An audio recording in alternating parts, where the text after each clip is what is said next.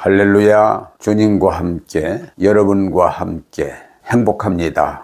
여러분을 주님의 이름으로 사랑하고 축복합니다. 오늘은 하나님의 말씀 사도행전 20장 24절의 말씀을 함께 나누겠습니다.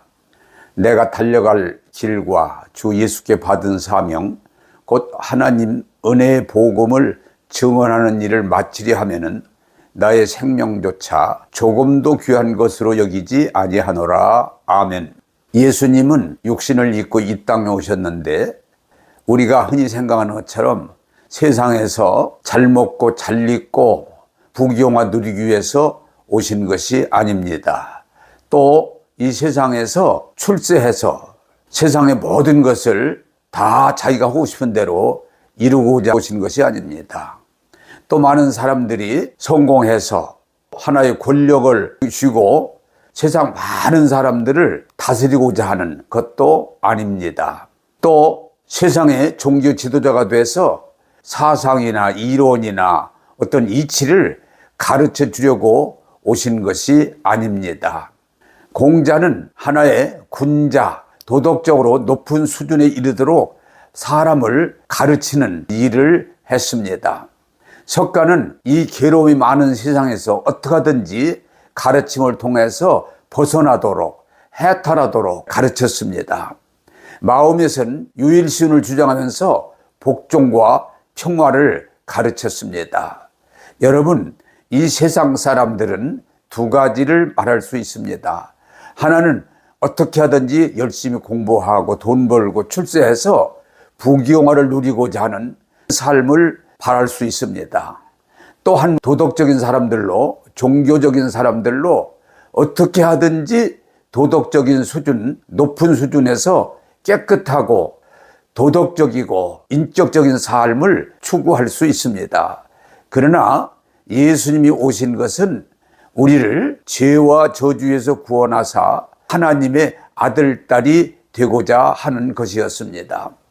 여러분, 우리 주님은 이 일을 가르치는 것으로 끝내지 않고 주님이 친히 가르칠 뿐만 아니라 십자가를 지시고 우리 죄를 담당하셨고 죽으심에서 부활하사 사망 권세를 이기시고 영원한 생명의 첫 열매가 되셨고 우리 주님은 성령을 보내주셔서 이 죄와 사망의 법에서 넘어지지 않고 싸워서 이기는 하나님의 사람들로 역할을 할 수 있도록 우리를 인도해 주셨습니다. 여러분, 예수님이 오신 목적은 세상의 성공이 아닙니다. 부귀영화가 아닙니다. 사람들을 조금 더 깨끗하고 인격적인 삶을 살도록 만들어주는 것이 아니라고 하는 것입니다. 예수님이 이 땅에 오신 목적은 죄와 저주에서 구원해 주시고 우리를 하나님의 아들, 딸 삼아 주시고 하나님께 영광 돌리는 삶을 살게 하신 것입니다. 예수님은 이 복음을 이루실 뿐만 아니고 이 복음이 예수님에서 끝나는 것이 아니라 그의 제자들이 받아서 예루살렘에서 유대로 사마리아로 땅끝까지 전하라고 말씀해 주셨습니다. 감사한 것은 예수님이 시작하시고 전하라고 하신 이 복음이 그때부터 지금까지 전 세계로 전파되고 있습니다. 성경은 이 복음이 땅끝까지 증거되면 우리 주님이 다시 오신다고 말씀해 주셨습니다. 또한 오늘 이 말씀을 통해서 여러분들이 전하고 싶은 것은 이 복음 전하는 것이 해도 되고 안 해도 되는 것이 아니라 가장 중요하고 가장 시급한 문제라고 하는 것입니다. 여러분, 이 세상에서 우선순위가 있습니다. 먼저 해야 될 일, 나중에 해야 될 일. 그래서 성경은 먼저란 말을 많이 씁니다. 먼저 그 나라와 그 일을 구하라. 먼저 이 복음을 땅끝까지 전하라고 말씀하십니다. 또 여건이 좋을 때만 전하는 것이 아니라 때를 얻든지 못 얻든지 항상 이 복음을 전하라고 말합니다. 또 복음을 전하는 사람들이 언젠가 기회가 되면 복음을 전해야 되겠지가 아니고 아주 급한 그런 마음을 가지고 복음을 전해야 된다고는 사실입니다. 제가 책에서 읽은 것입니다마는 어떤 군목이 전쟁터에서 한 병사에게 복음을 전했습니다. 그런데 다른 사람이 그 사람을 불러가는 것입니다.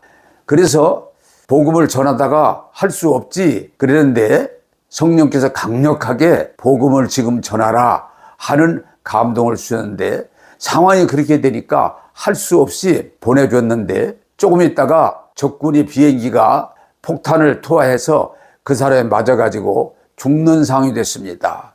그때 이 군목은 후회를 하면서 그때가 복음 전하라고 하는 성령님의 그 강권하심이 이래서 그랬구나.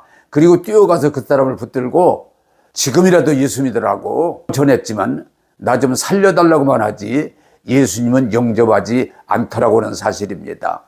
여러분, 복음 전하는 사람들이 가끔 느끼는 것은 성령께서 지금 복음 전하라는 감동을 줬을 때 이 다음에 하지 않는데 나중에 보면 그 시간이 마지막이었다고는 사실입니다. 여러분, 복음도 이 다음에 전하면 되지, 여건이 되면 그때 전하지라고 하지만 결코 복음은 그렇게 여유 있고 한가로운 것이 아니라고는 사실입니다. 기회가 있을 때, 때를 얻었을 때뿐만 아니고 기회가 없을 때조차도 복음을 전하라고 성경은 말씀하고 있습니다. 여러분, 생명을 살리는 것은 복음입니다. 그래서 여러분들이 이 복음을 힘써 전하는 것이 하나님의 뜻입니다. 여러분, 지금은 사도들이 전했던 예수 믿으면 구원받는다고는 강력한 복음이 약화되어 있습니다.